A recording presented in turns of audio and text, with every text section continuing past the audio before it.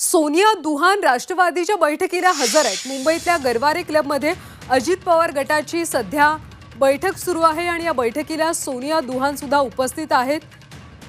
तर थोड्याच वेळात त्या राष्ट्रवादी अजित पवार गटात प्रवेश करणार आहेत। मुंबईतल्या गरवारे क्लबमध्ये अजित पवार गटात त्या प्रवेश करतील।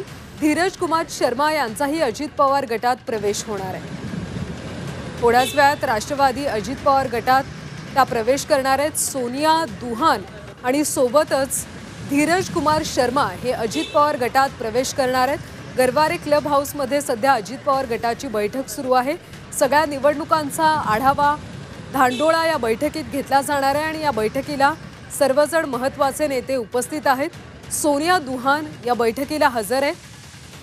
त्यांचा या अजित पवार गटामध्ये प्रवेश होणार आहे। सोनिया दुहान यांच्यासोबतच धीरज कुमार शर्मा यांचाही अजित पवार गटात प्रवेश होणार आहे।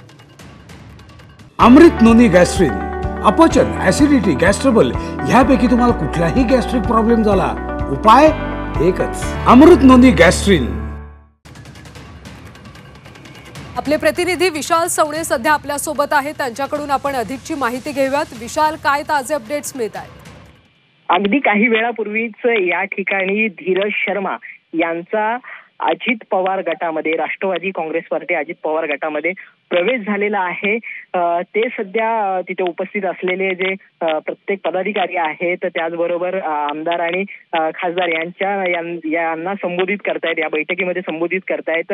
मात्र काही वेळापूर्वीच या ठिकाणी सोनिया दुहान या देखील पोहोचलेल्या आहेत आणि महत्त्वाचं सांगायचं म्हणजे त्यांचाही पक्ष त्याही राष्ट्रवादी काँग्रेस अजित पवार गटामध्ये प्रवेश करू शकतात अशी जोरदार जी आहे ती चर्चा रंगलेली आहे।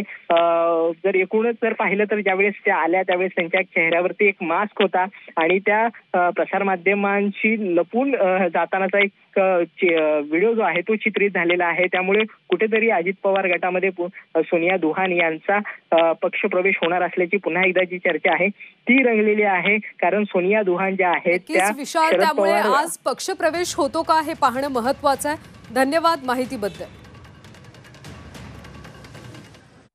पाहूयात पुढची बातमी।